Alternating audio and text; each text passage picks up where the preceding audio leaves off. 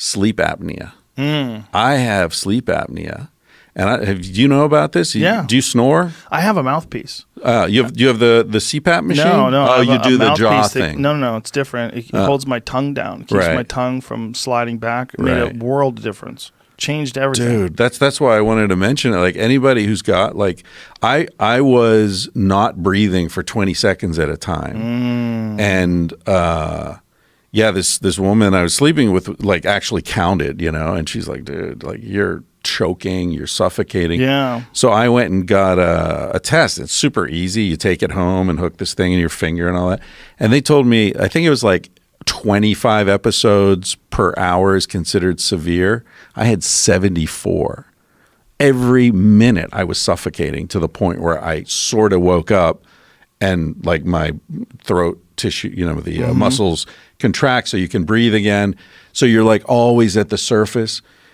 I got one of those machines, dude. I'm sleeping again. I'm dreaming. It's fantastic. Now, do you have a hard time putting that thing in your mouth? No, it's no problem. It's like scuba diving. You got a regulator, you know.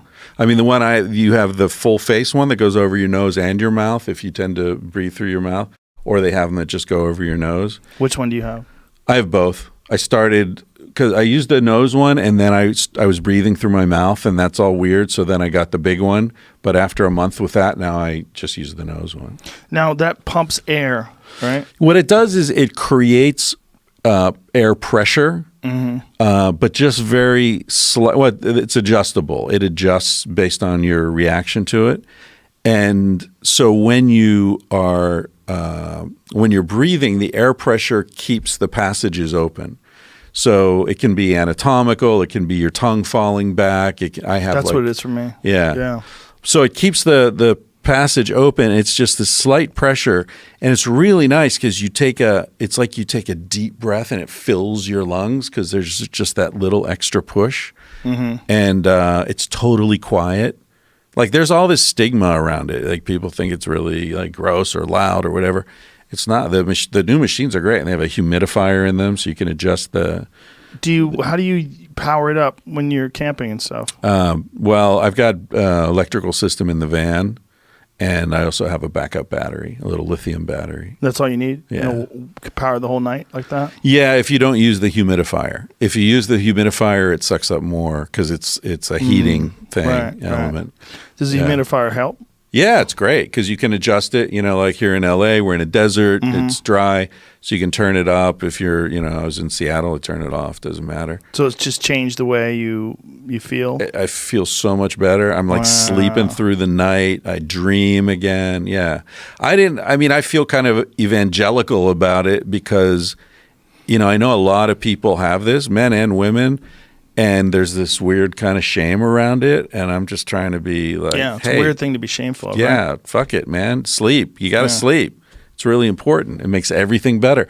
You're 50% more likely to have car accidents if you have sleep apnea. Oh, yeah. It'll fuck up your job. You won't get hard-ons. It'll ruin everything. Some people, it's really bad too, and it goes on for years and years and years. And they don't even know about it. I was on a plane once, and there was a guy behind me, and I would hear... Yeah. And I turned around and I was like, oh, this poor bastard. He was a big guy, very overweight. And I was watching this guy lying there with his mouth open like this. Suffocating. For a long time. Yeah. And then finally he would jostle and catch some air. And he woke up and I said, hey, man. And I said, do you know you have sleep apnea? He's like, what do you mean? And I said, okay. Let me tell you what's going on. And I showed him my mouthpiece. I go, I have this thing that I have to sleep with because it was a long flight we were on. And I said, you got to go to a doctor, get that checked out. And he goes, oh, okay, thanks. I go, no, really? Yeah. You got to go to a doctor. I go, it'll change your life, man. Heart disease, a lot of bad shit can happen. It also affects people's dietary choices because when you're exhausted like that, I know how I am. Last night, I was tired. I came home from the improv. It was 1 o'clock in the morning. I should not have eaten, but I was like, fuck it. And I made a peanut butter and jelly sandwich at 1 a.m. I definitely shouldn't have had that. Where's the El Camino and jalapenos, man? Well, I just felt like peanut butter and jelly. Yeah, got to do it. It's a bad choice. But when you're tired, you make bad choices. Right. You make bad dietary choices. It's very, very common. Yeah. When people are exhausted and overworked. And I think that has to apply to people with sleep apnea. Yeah. Where you're always exhausted. Like throughout the day, you're just sucking down coffee and trying to stay awake. Yeah. Yeah. My dad had it for sure. And he never had it treated. And yeah, maybe that's another reason that I'm sort of evangelical about it, because it's like it's so easy. So many of the things that mess up our lives are really hard to address, like the litany of things you were talking about, board meetings and all that. But if you can get a good night's sleep for a visit to a doctor, and this thing cost $800 for this machine I have. Yeah, it changes your whole life. Your whole life, solves the problem. Yeah, like that's pretty cool. It's pretty fucking cool. Some people have a problem with those CPAP machines, but maybe it's just the kind they use. Joey Diaz changed his life. He started using that thing. He brings it. He's got a portable unit. He brings them on planes. Yeah, brings it everywhere. Yeah. Yeah, it's great. I wish every problem were that easy to solve. Yeah, right? No kidding.